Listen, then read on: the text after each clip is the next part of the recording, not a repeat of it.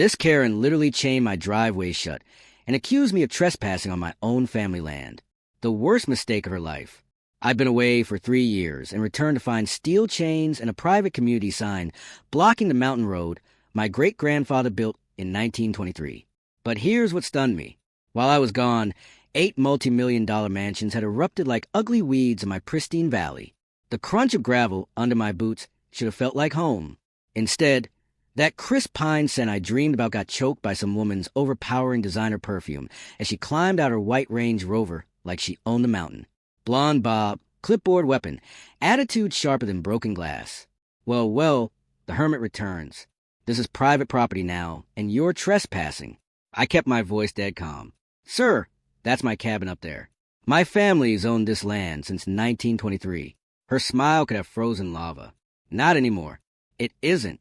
Here's what this HOA queen didn't know. I didn't just own that century-old cabin. I own the mineral rights under every single one of her precious mansions. What would you do if some HOA psycho locked you out of your own property? Drop where you're watching from in the comments. I know some of you have HOA war stories. My name's Declan Forrester. Deck to anyone who's not trying to serve me legal papers. I'm 48. Spent most of my adult life working oil rigs from Texas to North Dakota. The kind of work that leaves your hands permanently stained black and your back screaming by 40. But it paid the bills when life decided to kick me in the teeth. My great-grandfather homesteaded this valley in 1923. 320 acres of pristine Colorado wilderness, anchored by a hand-built log cabin, tough enough to survive nearly a century of mountain storms. That cabin wasn't just shelter. It was legacy. The place where 3 generations of Forresters learned that nobody owes you anything. And self-reliance isn't just a motto, it's survival. Then my mom got Alzheimer's. Suddenly, I was sending every paycheck to the best memory care facility in Denver, working North Dakota's fracking fields while she slowly forgot my name. The taste of petroleum still haunts my morning coffee, a constant reminder of what I sacrificed to give her dignity in those final years. The cabin sat empty, collecting dust and memories while I collected paychecks in the frozen wasteland. She passed 6 months ago. Peaceful, finally free. With funeral arrangements settled and my conscience clear, I was ready to come home and remember how to be human again. Should have known it wouldn't be that simple. The valley that greeted me looked like a luxury magazine threw up on my childhood, where wildflower meadows used to bloom, perfect green lawns stretched like artificial carpets.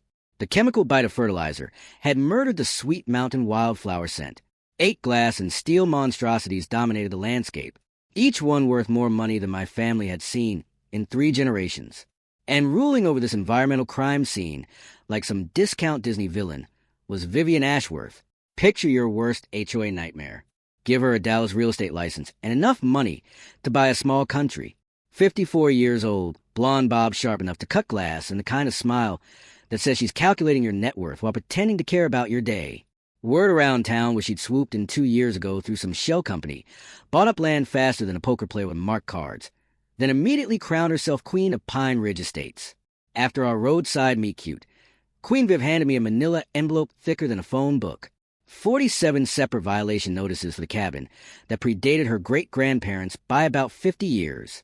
Get this, non-compliant roof color. Apparently, my great-grandfather's natural cedar shingles weathered to a beautiful silver gray by decades of mountain weather didn't match their architectural palette. Unauthorized outbuildings. That would be the 1920s root cellar that kept my family from starving during the Great Depression. Landscaping violations because apparently God's own wildflowers aren't on their approved plant list. The grand total, $73,500 plus $500 per day until I achieved compliance. But here's what really crawled under my skin. It wasn't just highway robbery disguised as community standards. It was the way she said certain types with that particular tone that makes your jaw clench. The way her nose wrinkled when mountain wind carried the honest scent of work clothes. The subtle digs about transient lifestyles and questionable associations. This woman had never worked a day of real labor in her manicured life. But somehow I was a neighborhood cancer threatening her precious property values. The paperwork gave me 30 days. Pay up or face property lien and foreclosure. 30 days to comply with rules I'd never agreed to from an organization I'd never joined over land my family had owned since before her parents were born. That evening, I drove my Rust Bucket F-250 to the county courthouse, diesel engine coughing like an old smoker. Jolene Carpenter was locking up. She'd been clerk there since Carter was president. "Deck Forrester," she said, her smile mixing warmth with sympathy. "Welcome home, honey. I'm real sorry about your mother." After thanking her, I asked about the HOA filings. Jolene's expression shifted from friendly to funeral director serious. A lot of politics around that development. Things got rushed through faster than a greased pig at county fair. The HOA covenant documents filed just 18 months earlier read like a dictator's wet dream. Page after page of legal jargon, giving Vivian Ashworth power over everything from mailbox colors to how often you could have guests. But here's where it got interesting. My signature was nowhere on those documents. Not on any of them. Knowledge nugget. In Colorado, HOA covenants require unanimous consent from all affected property owners to be legally binding. Takeaway: just because your neighbor signed doesn't mean you're automatically bound. Always verify your property is actually included in the legal documents. Driving home under stars clearer than my legal situation, one question burned in my brain. How does a brand new HOA claim authority over a century-old homestead they can't legally touch? What I didn't know yet was that my family had left me something way more valuable than just that old cabin. A week later, I'm enjoying my morning coffee on the cabin porch.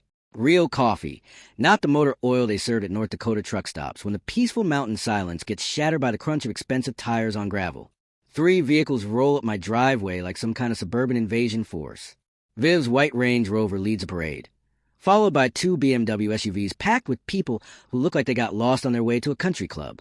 The smell of their collective cologne reaches me before they even get out. Apparently, mountain air isn't fresh enough without adding designer fragrances. Viv emerges wearing what can only be described as safari costume from REI's most expensive rack.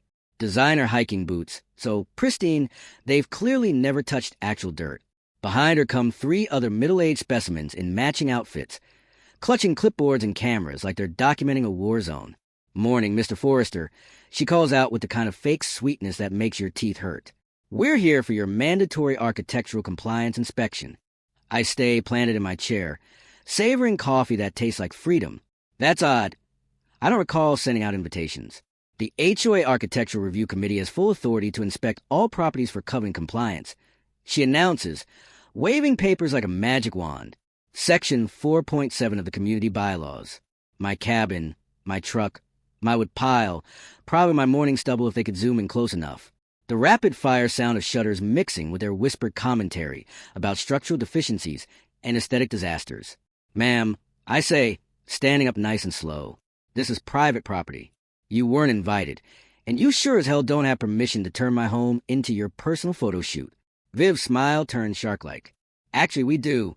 Section 4.7 clearly states that the Architectural Committee, Section 4.7 of covenants, I never signed." I cut her off. Documents that don't apply to property that was never legally included. "Now, I'm asking you politely once to get off my land." Her face goes from pale to lobster red in about 3 seconds.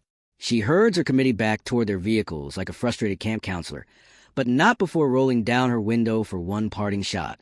"You'll regret this attitude, Mr. Forrester. We have ways of dealing with troublemakers who don't respect community standards." The next morning, my mailbox looks like a paper bomb went off. 14 separate violation notices, each one stamped with official HOA letterhead and signed in Viv's aggressive handwriting that looks like angry chicken scratches. Unpermitted structures. My great-grandfather's 1920s outhouse, now a charming historical feature, apparently violates modern setback requirements. Improper vehicle storage. My F-250 parked in my own driveway doesn't meet their precious aesthetic standards. Landscaping noncompliance. Wildflowers that have been blooming here since the Cretaceous period aren't on their approved plant list. But my personal favorite, unauthorized outdoor equipment storage. These people are finding me for a splitting maul and a stack of firewood. Tools that kept my family warm for generations are now apparently eyesores, threatening their property values. Each violation carries a $500 fine with daily penalties. Until corrected, the paper cuts on my fingers feel like tiny revenge as I sort through their bureaucratic blitzkrieg. That's when I notice something that makes me smile for the first time all week. Mini twist.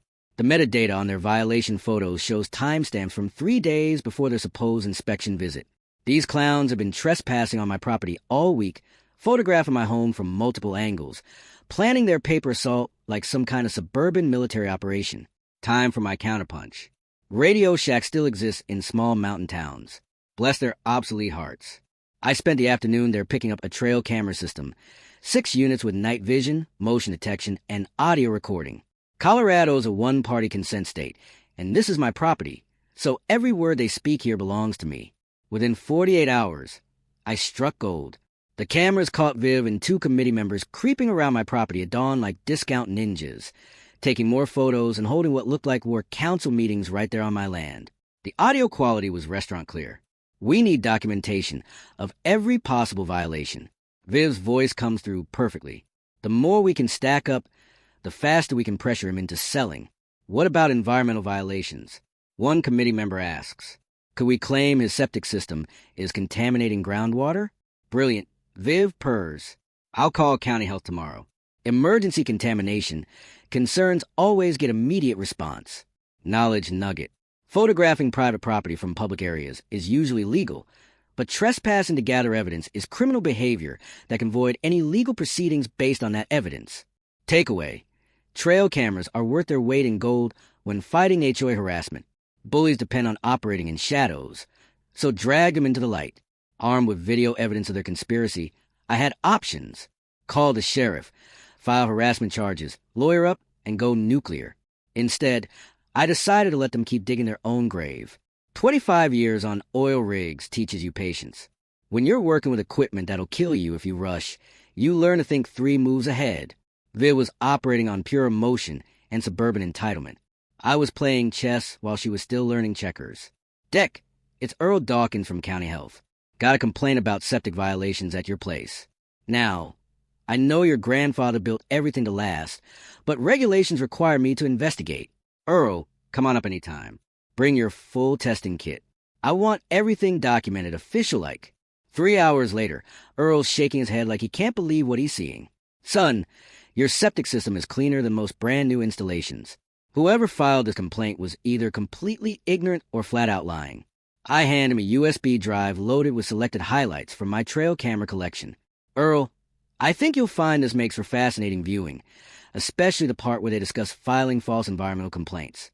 As his county truck disappears down the mountain trail, I pour myself another cup of that good coffee and watch storm clouds building over the valley.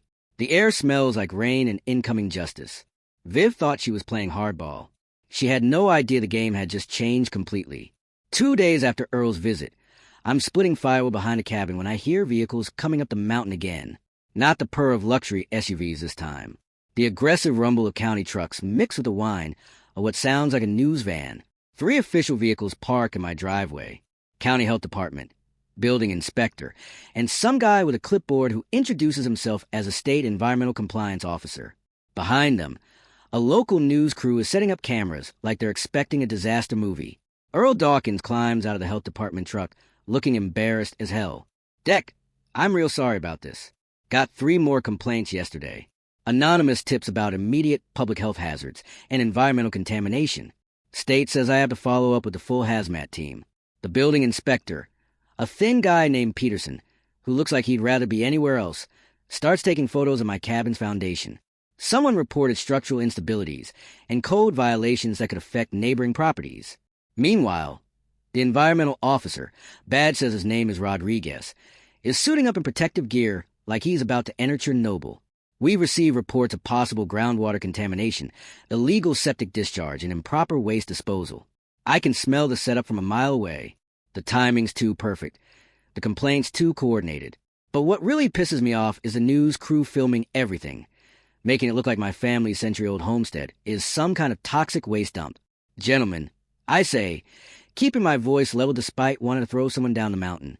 Y'all are welcome to inspect whatever you need, but I'd appreciate knowing who filed these complaints. Earl shifts uncomfortably. Anonymous tips, Deck, came through the state hotline. Mini twist. While they're setting up their equipment, I notice something that makes my blood boil. The news reporter is interviewing someone just out of camera range. I catch a glimpse of platinum blonde hair and designer hiking boots. Viv orchestrated this whole circus, complete with media coverage to publicly humiliate me and pressure me into selling. Time for some strategic counterintelligence. I walk over to where the reporter is finishing her interview with Viv, who's wearing a concerned citizen mask that would fool nobody who knew her. Excuse me, I interrupt politely. I'm Declan Forrester, the property owner. Since you're here covering this story, I'd like to share some information that might interest your viewers. The reporter, young, eager, probably thinks she's uncovered environmental corruption. Perks up immediately. Of course, Mr. Forrester, what would you like people to know? I pull out my phone and show her a screenshot from my trail cameras. Well, I'd like them to know that the person who just gave you that interview has been trespassing on my property for weeks, photographing my home illegally, and I have video evidence of her discussing filing false reports with county agencies. Viv's face goes white, then red, then somewhere approaching purple. You can't. This is harassment. Ma'am. The reporter says, suddenly very interested. Are you saying you have documented evidence of the complainant trespassing and discussing false reports? Before I can answer, Earl calls out from behind the cabin. Deck, you better come see this. The hazmat team has set up their testing equipment around my septic system. Rodriguez is holding some kind of electronic detector that should be beeping like crazy if there's contamination. Instead, it's silent as a church mouse. Mr. Forrester, Rodriguez says, pulling off a protective mask. I've never seen readings this clean. Your system isn't just compliant. It's exceeding environmental standards by a significant margin. Whoever reported contamination was either grossly misinformed or deliberately lying. Peterson, the building inspector, is equally confused. Sir, I've been doing this for 15 years. Your cabin's foundation is solid granite and steel construction that would meet today's earthquake standards. These reports claimed imminent structural collapse, but this building could probably survive a nuclear bomb. The taste of vindication is sweeter than my morning coffee, but I'm not done yet. Gentlemen, if you're interested in actual environmental violations, you might want to test the runoff from those new mansions down the valley. I've noticed some unusual discoloration in the creek after heavy rains. Knowledge nugget. Anonymous complaints to government agencies can be traced through Freedom of Information requests, and false reports to environmental agencies constitute federal crimes with serious penalties. Takeaway. When facing coordinated harassment through government agencies, document everything and remember that filing false reports is a crime that often carries heavier penalties than the violations they're claiming. While the inspection team packs up their equipment, the news reporter corners me for a longer interview. I give her copies of selected trail camera footage, explain the timeline of harassment, and suggest she might want to investigate the rapid approval process for the Pine Ridge development. This is quite a story, Mr. Forrester. Mind we do a follow-up piece about HOA overreach and harassment? Ma'am, I'd be honored, but you might want to check your sources more carefully next time before showing up with hazmat teams. As the convoy of official vehicles drives away, I notice Viv standing by her Range Rover, frantically talking on her phone. The mountain wind carries fragment of her conversation, words like damage control and legal options, and this wasn't supposed to happen. The environmental officer stops by my porch before leaving. Mr. Forrester, off the record, you might want to know that we've gotten similar false reports about properties in Texas and Florida over the past few years. Same pattern. Anonymous tips, coordinated timing, always targeting people in disputes with certain HOA management companies. Interesting. Very interesting. That evening, I fire up my laptop and start doing some research on Vivian Ashworth's background. Turns out our HOA queen has left a trail of suspicious property disputes across 3 states. Each one involving environmental complaints, harassment campaigns, and mysterious property acquisitions at below-market prices. The pieces of a much bigger puzzle are starting to fit together, and the picture they're forming is uglier than I imagined. But if it wants to play dirty, she just picked a fight with someone who spent decades working in an industry where cutting corners can kill you. She's about to learn what real due diligence looks like. The gloves are officially off. The next morning, I wake up to find my power been cut off. Not storm damage. Not a blown fuse. Someone had called the electric company claiming there were dangerous electrical violations that required immediate service disconnection for public safety. The smell of kerosene from my emergency lanterns brings back memories of childhood camping trips. Except this isn't voluntary. I'm boiling coffee over a camp stove when my phone rings. The electric company's automated system informing me that service has been temporarily suspended pending safety inspection and HOA approval for reconnection. HOA approval for electricity on my own damn property. I'm still processing this level of bureaucratic insanity when a certified letter arrives hand-delivered by some law firm courier who looks like he'd rather be serving papers to actual criminals. The envelope is thick as a novel, printed on letterhead so expensive you can feel the money. Ashworth, Sterling & Associates, Real Estate Law. Inside, 47 pages of legal jargon that basically boils down to pay us $250,000 in damages and compliance fees, or we'll see you into the Stone Age. They're claiming my noncompliance has caused irreparable harm to community property values, and my hostile attitude constitutes intentional interference with business relations. The letter gives me 72 hours to respond. Not to pay, to respond. The subtext is clear. Hire expensive lawyers or get steamrolled. But here's what makes this whole performance particularly insulting. The law firm's address is in downtown Denver, and according to their website, their senior partner is Rex Sterling, as in Rex Sterling, husband of Vivian Ashworth. These people aren't just corrupt, they're laughably obvious about it. Mini twist. While I'm reading through their legal threats, I notice something that makes me smile for the first time all morning. The lawsuit claims damages from January 1st of this year, but according to county records, I didn't even return to Colorado until March. They're claiming 6 months of property value damage from a guy who wasn't even in the state. Amateur hour. Time for my counter research phase. I spend the day at the county library. Their internet is faster than my cabin spotty connection, and I need to dig deep. What I find in public records makes my oil rig days look like kindergarten for complexity and corruption. Vivian Ashworth isn't just some suburban tyrant with a control problem. She'd been running the same scam across multiple states for nearly a decade. The pattern is always identical. Buy land cheap through shell companies. Fast-track development permits through friendly local officials. Establish iron-fisted HOA with herself in permanent control. Systematically harass any existing residents who refuse to join or pay her inflated fees. Force them to sell below market value through legal intimidation and bureaucratic warfare. Resell at massive profit. Texas. For developments, 17 families forced out, currently under investigation for fraud. Florida, 2 developments, 9 families, 1 federal lawsuit pending. Arizona, 3 developments closed down by state attorney general for racketeering. And now Colorado gets to be her latest hunting ground. But here's where her research team screwed up. They never bothered checking the mineral rights history on my property. While they were focused on surface ownership and HOA covenants, they missed the fact that my great-grandfather was smarter than they gave him credit for. The original 1923 homestead patent didn't just grant surface rights. It included mineral rights, water rights, and something called perpetual access easement for mineral development. Legal language that basically means I have the right to access my mineral holdings even if someone else owns the surface. Every single one of those mansion foundations sits on top of my mineral rights. Knowledge nugget. Mineral rights are separate from surface rights and often trump HOA covenants, local zoning laws, and even some government regulations because they're protected by federal mining law dating back to the 1800s. Takeaway. When fighting property disputes, always research mineral rights, water rights, and easements. They often provide legal authority that supersedes modern restrictions. I'm still absorbing the implications when my phone buzzes with a text from Earl at the health department. Deck, thought you should know. Got a call from the state attorney general's office. Someone's been asking questions about environmental complaints in our county, specifically about patterns of false reporting. Interesting timing. That evening, I'm reading by kerosene light when I hear the unmistakable sound of someone trying to be quiet on gravel. My trail cameras have night vision, but I don't need electronic surveillance to know I've got visitors. 3 figures in dark clothing are creeping around my property with what looks like spray paint cans and a bag of supplies. The smell of gasoline hits my nose just as I realize what they're planning. I step onto the porch with a flashlight and my grandfather's old lever-action rifle, not pointing at anyone, just making sure it's visible. Evening, folks. Beautiful night for a walk, isn't it? The figures freeze like deer in headlights. In the flashlight beam, I can make out 2 men and a woman, all wearing ski masks, like discount bank robbers. Now, I'm going to count to 10, and then I'm calling the sheriff. Y'all might want to consider whether whatever you're getting paid is worth felony arson charges.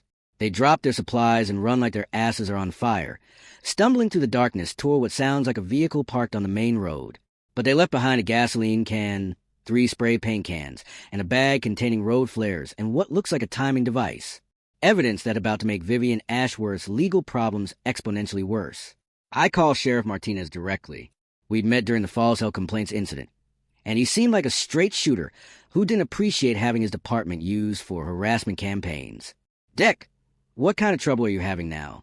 Sheriff, I just scared off 3 people who were about to commit arson on my property. They left behind enough evidence to stock a fireworks stand. I'll be right up. Don't touch anything, and keep that rifle handy until I get there. 20 minutes later, Martinez is photographing the abandoned arson supplies while I show him trail camera footage of the attempted break-in. Son, you just gave me enough evidence to arrest someone for attempted arson, conspiracy, and probably RICO charges if we can prove who hired them. As he's loading the evidence into his patrol car, Martinez stops and looks at me seriously. Deck, off the record, you might want to know that the FBI has been asking questions about property fraud schemes in Colorado. Seems like someone's been running a pattern of harassment and illegal property acquisition that's caught federal attention. The pieces of the puzzle are falling into place, and the picture they're forming is about to land several people in federal prison. But first, I've got a lawsuit to respond to. And after tonight, I think I've got some very interesting counterclaims to file. 3 days later, I'm sitting in the office of Roxanne Blackwood, a property rights attorney in Colorado Springs who specializes in cases the big firms won't touch. Her office smells like old law books and strong coffee. The kind of place where real work gets done, not billable hours get padded. Mr. Forrester, she says, spreading out a stack of documents that looks like it could choke a horse. You're not going to believe what my research team found. She slides over a thick folder labeled Forrester Mineral Rights Historical Analysis.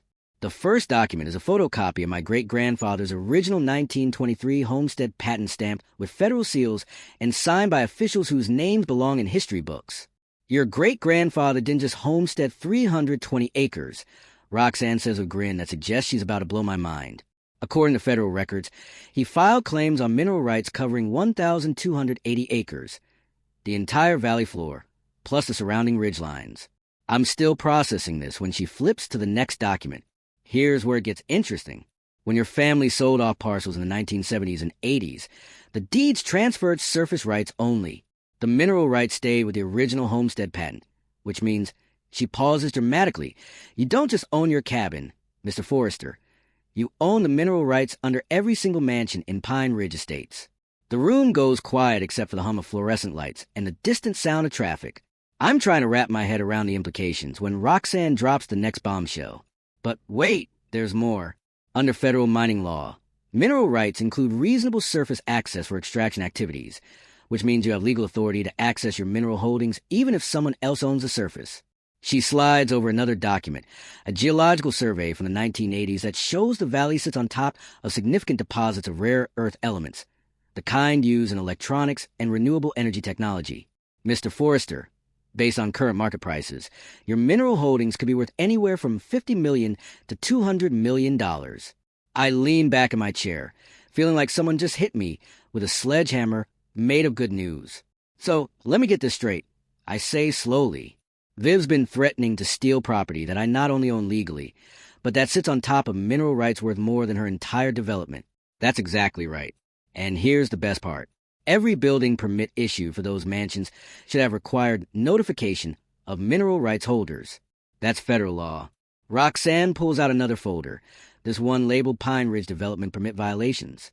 None of the permits filed for Pine Ridge Estates included mineral rights notifications. None of them, which means every single construction permit was issued illegally. The implications hit me like an avalanche. So their entire development is built on illegally issued permits. Gets better. I pulled the financial records for Pine Ridge Estates LLC. It's public information. Guess how much money has flowed through that organization in the past 2 years? I shake my head. $2.8 million in HOA fees and special assessments. But here's the interesting part. Only $800,000 shows up in legitimate HOA expenses. The remaining $2 million disappeared into shell companies owned by, she pauses for effect, board members, family, businesses. My jaw drops. She's been embezzling $2 million. That's just what we can trace. The real number is probably higher. Roxanne leans forward, her expression turning serious. Mr. Forrester, what you've got here isn't just an HOA dispute. This is organized fraud, racketeering, and potentially federal crimes involving mail fraud, wire fraud, and violation of federal mining laws. She hands me one final document, a letter with FBI letterhead. This morning, I contacted the federal task force that's been investigating property fraud schemes in the Mountain West region. Agent Patricia Reeves is very interested in talking to you. Seems like your situation fits a pattern they've been tracking across multiple states. I stare at the letter trying to process everything. 6 months ago, I was just a guy trying to come home and heal from grief. Now I'm sitting on mineral rights worth hundreds of millions, evidence of federal crimes, and the key to bringing down what appears to be a multi-state criminal enterprise. Roxanne, what happens now? She smiles like a shark that's just spotted a school of fish. Now, Mr. Forrester, we turn the tables completely. You're not the defendant in this story anymore.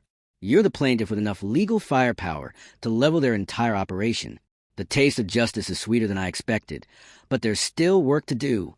First thing we do is file for an emergency injunction to stop all HOA activities pending investigation of their legal authority. Second, we demand a complete accounting of every dollar that's flowed through their organization. Third, we notify every homeowner in the development that their property titles may be invalid due to permit violations. She pauses, letting that sink in. And fourth, we let Agent Reeves know that you're ready to cooperate fully with the federal investigation.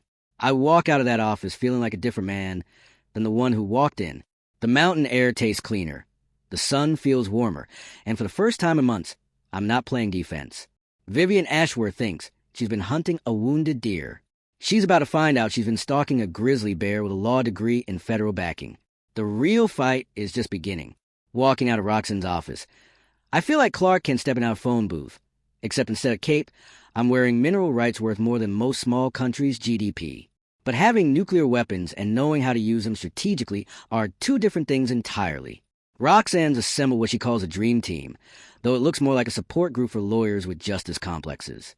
There's Marcus Chun, an environmental attorney who usually defends spotted owls, but got interested when he heard about illegal permit violations. Sarah Martinez, a financial crime specialist who left the prosecutor's office because she was tired of plea deals with white-collar criminals. And Jake Morrison, a former FBI agent turned private investigator who specializes in multi-state fraud cases. First things first, Roxanne says over coffee that could strip paint. We need to document everything systematically. Jake's going to coordinate with Agent Reeves at FBI, while Sarah traces every dollar that's moved through Viv's shell companies. Jake pulls out a laptop and starts showing us a digital map that looks like something from a spy movie. We've identified similar operations in Texas, Florida, Arizona, and New Mexico. Same pattern every time. Shell company purchases, rapid perm approvals, HOA harassment campaigns, forced property sales. The red pins on his map look like a disease spreading across the Southwest. Total estimated fraud across all jurisdictions. Conservative estimate is $12 million over 8 years. But that's just what we can prove so far. Marcus opens his own laptop, and suddenly we're looking at satellite imagery of Pine Ridge Estates. Environmental violations are extensive. Illegal grading altered natural water flow patterns. Several homes were built in floodplains without proper permits. And there's evidence of contaminated construction runoff entering protected watersheds. Sarah spreads out financial documents that look like they came from an accountant's nightmare. Shell company structure is designed to hide asset ownership and facilitate money laundering. Vivian Ashworth's real estate holdings across 4 states are worth approximately $15 million, all purchased with funds that can't be traced to legitimate income sources. I'm absorbing all this when Roxanne drops the strategic bombshell. Here's our approach. We let the feds build their criminal case while we pursue civil remedies. Deck, your mineral rights give us the legal authority to challenge every permit, every building, every HOA action taken without proper notification. We can essentially freeze their entire operation while the criminal investigation proceeds. She pulls out a thick legal document. Emergency injunction against all HOA enforcement activities. Pending resolution of mineral rights notification violations. Filed this morning. Hearing scheduled for next week. Marcus chimes in with his environmental angle. EPA has opened a formal investigation based on our complaint. If they find violations, and they will, it could result in federal cleanup orders and criminal charges for environmental crimes. Knowledge nugget. Federal mining law requires notification of mineral rights holders before any surface development, and violation of these requirements can void building permits and require complete environmental impact reassessments. Takeaway. Mineral rights often provide legal authority that trumps local zoning, HOA covenants, and even state regulations. Always research subsurface rights when fighting property disputes. But the piece to resistance comes from Jake, who's been quietly building what he calls a community intelligence network. Deck, remember your neighbor Silas? Turns out he's not the only original resident who's been keeping detailed records of HOA harassment. We got 4 homeowners with documentation going back 2 years, plus 3 newcomers who realized they were defrauded after buying properties with clouded titles. He slides over a thick binder labeled witness statements and evidence. 17 people willing to testify about harassment, fraud, embezzlement, and conspiracy, plus your trail camera footage, financial records, and now federal agency backing. Sarah opens another folder that smells like fresh printer ink and righteous anger. Civil lawsuit filed this afternoon. RICO charges against Vivian Ashworth, Rex Sterling, and 12 co-conspirators across 4 states, seeking treble damages under racketeering statutes, which means she pauses for dramatic effect. If we win, they're not just looking at criminal charges. They're looking at paying back 3 times every dollar they've stolen, plus attorney fees, plus punitive damages. Roxanne leans back in her chair with a satisfied expression of someone who's about to ruin some very deserving people's entire lives. Conservative estimate. We're talking about a $40 million judgment, complete asset forfeiture, and federal prison sentences ranging from 10 to 20 years. The room goes quiet except for the sound of justice grinding its gears. What about the innocent homeowners? I ask, because despite everything, I don't want regular families to lose their homes because they trusted the wrong people. Marcus has an answer for that. 2. Title insurance claims, plus a settlement fund created from seized assets. Every legitimate homeowner gets made whole, properties get proper environmental remediation, and the valley gets permanent conservation protections. Jake closes his laptop with a decisive snap. Timeline. Emergency injunction hearing next week should freeze all HOA activities. FBI arrests probably happen within 30 days based on evidence quality. Civil trial starts in 6 months, but most defendants will settle once the criminal charges come down. I look around the room at these 4 people who decided to help a mountain hermit take on organized crime, and I feel something I haven't experienced since my mom died. Hope mixed with the absolute certainty that justice is coming. So I say, when do we start destroying these people's lives? Roxanne's smile could power a small city. Mr. Forrester, we already have. The taste of mountain air through the office windows carries the scent of pine trees, an incoming victory.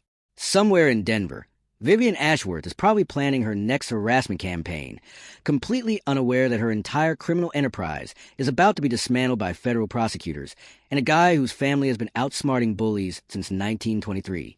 This is going to be fun. 2 weeks later, I'm watching the sunrise paint the mountains gold when the sound of helicopters breaks the morning silence.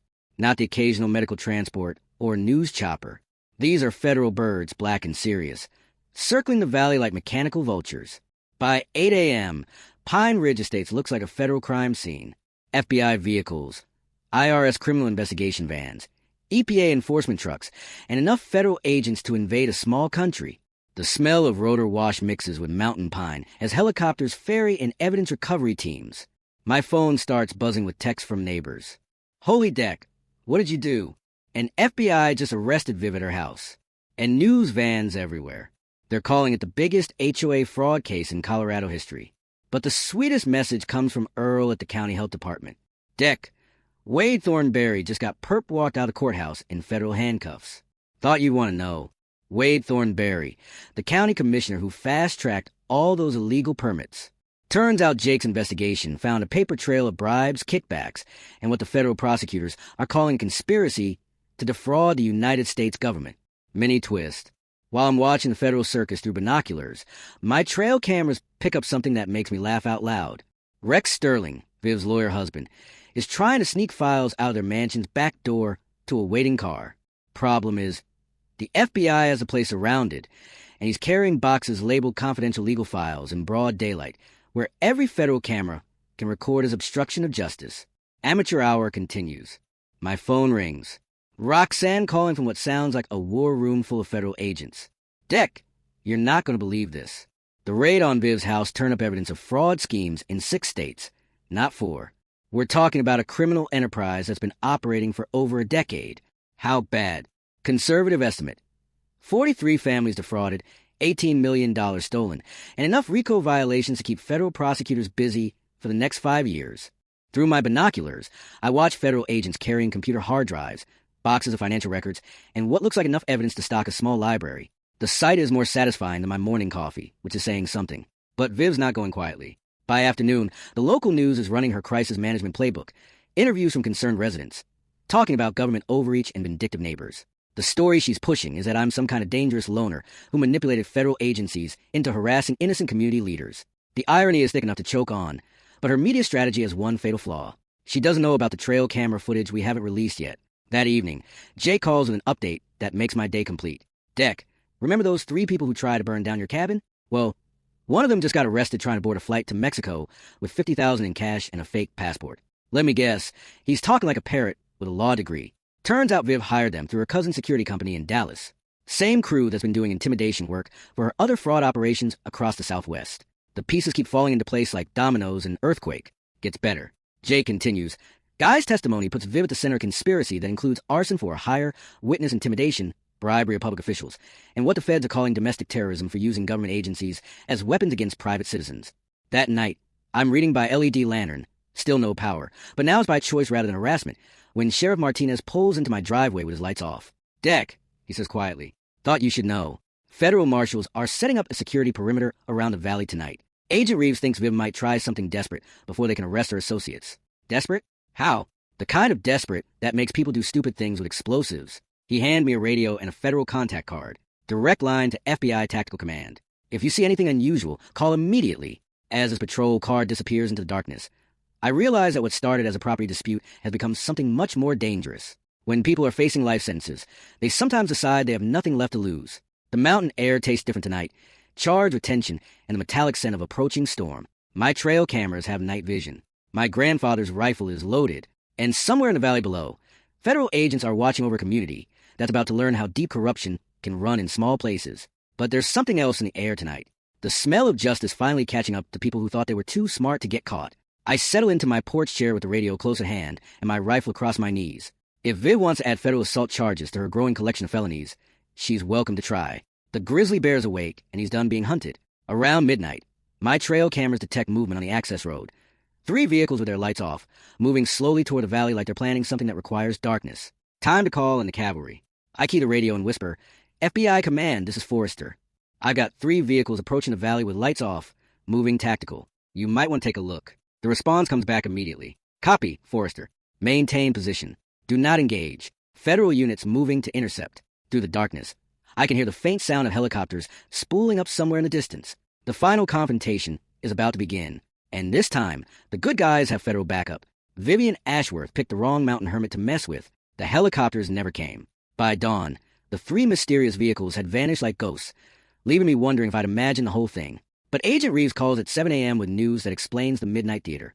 Mr. Forrester, those vehicles you spotted were ours. Federal surveillance teams repositioning for today's operation.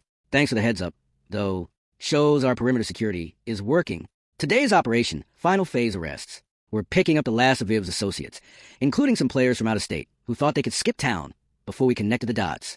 By noon, the news is reporting federal arrests in Texas, Florida, and Arizona, all connected to what they're calling the Pine Ridge fraud conspiracy. 17 people in custody, with more arrests expected. The financial crimes alone are staggering. $23 million in stolen HOA fees, fraudulent property transactions, and what prosecutors describe as the largest organized HOA fraud scheme in U.S. history. But Vivian Ashworth is nowhere to be found. Mini twist. While federal agents are rounding up her network, Viv has apparently gone completely off the rails. According to Jake's sources, she's been calling in bomb threats to federal buildings, claiming she has explosive evidence that will bring down the whole conspiracy against her. The woman who spent months calling me unstable is now making terrorist threats against federal agents. Her desperation reaches peak insanity when she files a $100 million lawsuit against me, the FBI, the EPA, and unknown federal conspirators for what she calls malicious prosecution and destruction of her legitimate business enterprises. The lawsuit is 47 pages of paranoid rambling that reads like it was written by someone who's completely lost touch with reality. My favorite claim is that I'm secretly a federal agent provocateur who was planted in the valley to destroy her development through illegal surveillance and environmental terrorism. Rex Sterling, her lawyer husband, has apparently refused to represent her. Smart move since he's facing his own federal charges for conspiracy and obstruction of justice. Viv's been forced to represent herself, which explains why her legal filings read like the manifesto of someone who's watched too many conspiracy theory documentaries. Jay calls that afternoon with an update that's both hilarious and deeply concerning. Deck, you need to hear this. Viv's been calling county officials claiming she has smoking gun evidence of federal conspiracy to steal her property. She's demanding they arrest you for treason against the state of Colorado. Please tell me they're not taking her seriously. Are you kidding? After federal agents arrested their commissioner for bribery, county officials are avoiding her calls like she's got the plague. But here's the concerning part. She's also been trying to hire private security firms to protect her constitutional rights and defend against federal tyranny. That evening, I'm splitting firewood when I notice something that makes my blood run cold. Fresh tire tracks in the mud near my property line. Tracks from heavy vehicles that came and went during the day while I was in town getting supplies. My trail cameras should have caught anything. But when I checked the footage, there's a 2-hour gap where the cameras mysteriously malfunctioned. Professional jamming equipment, which means Viv's hired people who know what they're doing. I immediately call Agent Reeves. Agent Reeves, I think I've had visitors today, professional ones. My security system was jammed, and there are tire tracks from heavy vehicles. Mr. Forrester, we've been monitoring communications that suggest Mrs. Ashworth has hired a private military contractor based in Arizona. Former Special Forces guys who specialize in asset protection and intelligence gathering for wealthy clients facing legal problems. Asset protection. Corporate speak for intimidation, surveillance, and sometimes worse. We're tracking them, but they're good at staying just inside legal boundaries. The next morning brings news that makes the situation even more surreal. Viv has apparently called a press conference to announce that she's filing for political asylum in Mexico, claiming persecution by what she calls the American Deep State Environmental Terrorism Complex. The woman is actually planning to flee the country rather than face federal charges. But her escape plan hits a snag when customs agents at Denver International Airport arrest her trying to board a private jet with 2 suitcases full of cash, gold coins, and bearer bonds worth approximately $3 million. The federal charges keep piling up: money laundering, tax evasion, attempting to flee prosecution, and unlawful export of monetary instruments. The justice system is making sure she won't see daylight again until she's collecting Social Security. Knowledge nugget. Federal prosecutors can file additional charges for attempting to flee prosecution, and moving large amounts of cash or valuables across international borders without proper declaration is a separate federal crime with mandatory minimum sentences. Takeaway: when facing federal charges, running makes everything worse. Prosecutors view flight as consciousness of guilt and will add years to any eventual sentence. That night, Jake calls with a final update on Viv's private military contractors. Good news, Deck. FBI raided their compound in Arizona this morning. Turns out they weren't just doing asset protection. They were running weapons to cartel groups in Mexico. Your harassment case just helped the feds bust an international arms trafficking ring. I'm still processing this when he delivers the best news of all. Viv's in federal custody without bond. Her lawyer husband is cooperating with prosecutors to avoid a 20-year sentence. The county commissioner is pleading guilty and agreeing to testify about the bribery scheme. And the private military guys are looking at federal weapons trafficking charges that carry life sentences. The taste of victory is sweeter than morning coffee. But there's still one more act to this drama. Jake wins the trial. There won't be one. Viv's attorney, her new court-appointed attorney, since she can't afford private counsel anymore, is negotiating a plea deal. Prosecutors are offering 15 years federal prison in exchange for full cooperation and asset forfeiture. 15 years, Deck. She's 64 years old and facing charges that could put her away for life. 15 years is essentially a life sentence, and she knows it. As I hang up the phone and look out the valley that's finally peaceful again, I realize that justice isn't always swift, but sometimes it's absolutely perfect.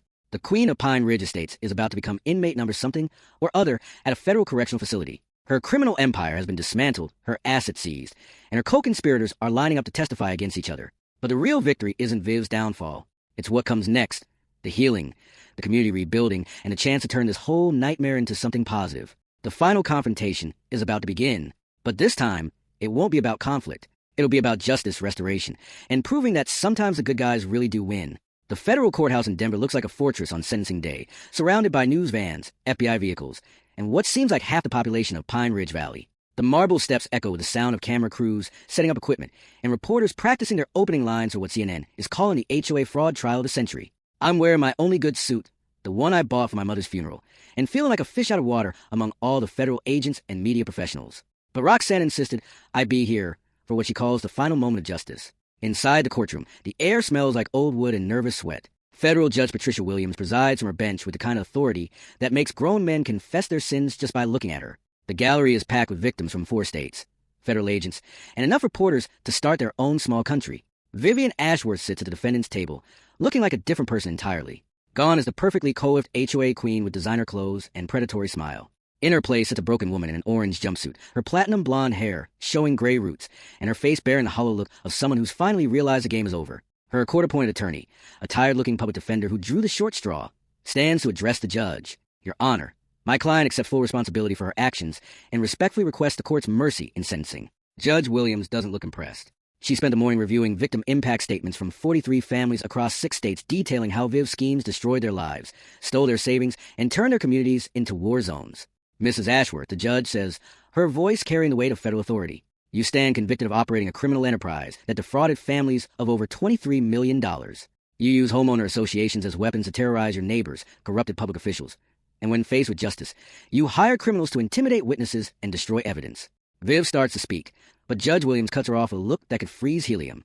You turned the American dream of home ownership into a nightmare of harassment and theft. You preyed upon elderly residents who trusted community leaders, and you corrupted the very institutions meant to protect property rights.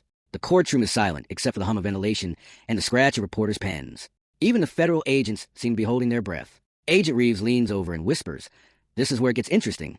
Judge Williams opens a thick folder and begins reading from what must be Viv's pre-sentencing report. The court notes the defendant showed no remorse during her crime spree, no mercy to her victims, and no respect for the law even after her arrest.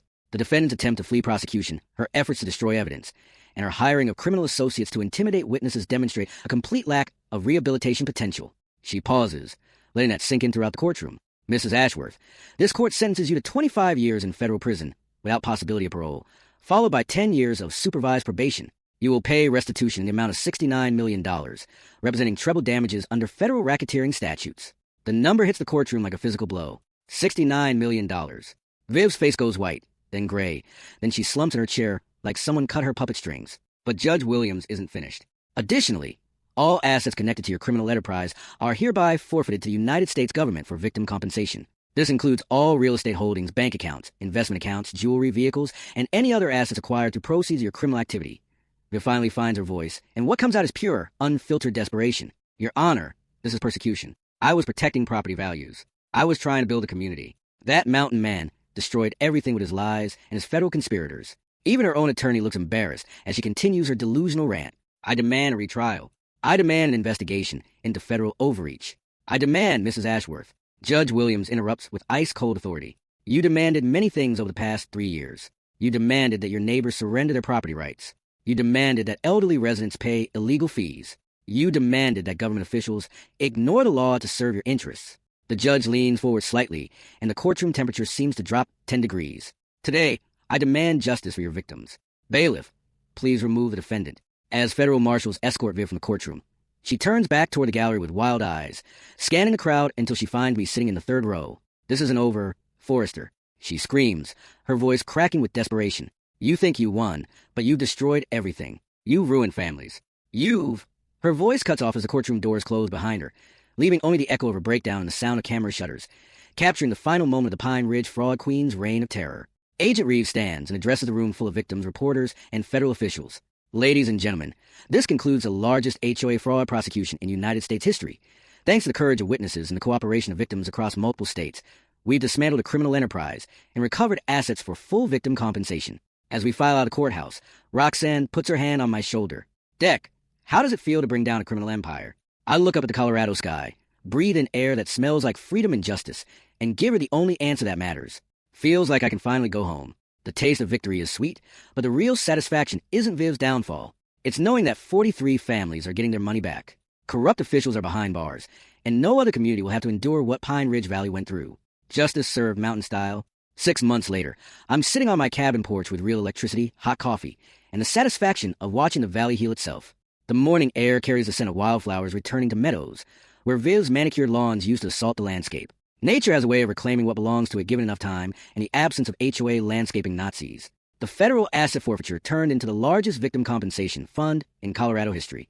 Every family that got defrauded received full restitution, plus damages.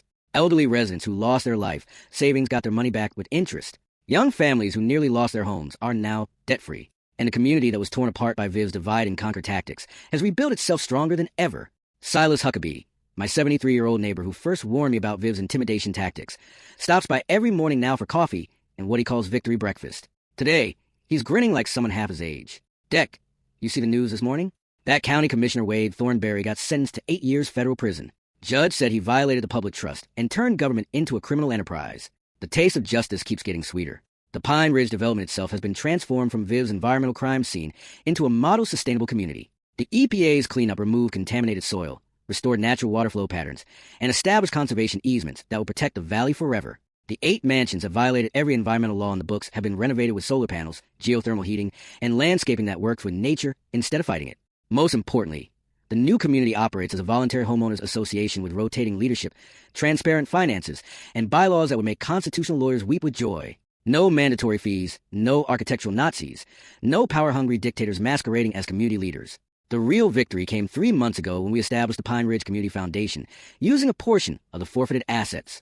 The foundation provides college scholarships for local kids pursuing environmental careers, funds habitat restoration projects throughout the valley, and operates what we're calling the Mountain Veterans Retreat Program. That last one is my personal favorite. Every month, combat veterans dealing with PTSD, depression, or just the challenge of returning to civilian life can spend a week at the cabin learning practical skills like sustainable living, wilderness survival, and what my grandfather would call the art of being usefully self-reliant. No group therapy, no corporate wellness, just honest work, mountains, and the kind of peace that comes from chopping your own firewood and catching your own dinner. The program is funded entirely by Viv's forfeited assets, which means her criminal enterprise is now paying for veterans to heal in the place she tried to destroy. Poetic justice doesn't get much more perfect than that. Roxanne stops by this afternoon with news that makes the whole saga feel complete. Deck, remember those other HOA fraud schemes we uncovered during the investigation? Federal prosecutors just announced indictments in Texas, Florida, and Arizona. Apparently, your case opened the floodgates. Victims who were too scared to speak up before now coming forward with evidence. She handed me a newspaper with a headline that makes me smile. Colorado mountain man stand against HOA tyranny sparks nationwide reform movement. You become something of a folk hero, she says. Property rights organizations are calling you the patron saint of homeowners fighting HOA abuse. The article mentions legislation being introduced in 12 states to strengthen homeowner protections against HOA overreach. Federal lawmakers are considering the Forester Act, which require mineral rights notification for all development projects and establish federal oversight of HOA financial practices. My 15 minutes of fame feels pretty good, but the real satisfaction is simpler than headlines and legislation. Tonight, the valley is quiet except for natural sounds. Creek water running over rocks, wind through pine trees, the distant call and owl hunting in moonlight. No generators humming to power harassment campaigns. No expensive vehicles crunching up gravel roads to deliver legal threats. No clipboard-carrying suburbanites photographing century-old cabins like they're environmental disasters. Just peace. Jake calls as I'm watching sunset paint the mountains gold and purple. Deck, thought you want to know. Rex Sterling, Viv's lawyer husband, just got sentenced to 12 years federal prison. Judge said using legal credentials to facilitate organized crime was a special kind of betrayal that deserved enhanced punishment. The last domino falls. But here's the best part. Jay continues. Prison officials assigned Viv to work detail in the laundry facility. After 25 years of ordering other people around, she's spending her days washing other inmates' clothes. Sometimes the universe has a sense of humor that makes everything worthwhile. As I'm settling in for the evening, my phone buzzes with a message that stops me cold. It's from a combat veteran in Montana. Someone I've never met, asking for advice about an HOA that's trying to force him off land his family has owned for generations. The pattern sounds familiar. Harassment campaigns, frivolous fines, coordinated legal threats designed to break someone who just wants to be left alone. I pour myself another cup of coffee, fire up the laptop, and start typing a response. Because if there's one thing I learned from this whole experience, it's that bullies only win when good people stay isolated and afraid. The Pine Ridge Valley is healing. Justice has been served. And Vivian Ashworth is spending the rest of her natural life as a federal inmate. But the fight for property rights and community decency is bigger than one corrupt HOA queen and her criminal enterprise. Time to help the next mountain man stand his ground. Share your own HOA nightmare stories in the comments below. Let's make sure other communities don't have to go through what Pine Ridge Valley endured. And hit that subscribe button if you want more David versus Goliath justice stories that prove sometimes the little guy really can win. Remember, document everything, know your rights, and never let suburban dictators turn your community into their personal kingdom. The law is on your side, even when it doesn't feel that way. Justice, mountain style. Case closed.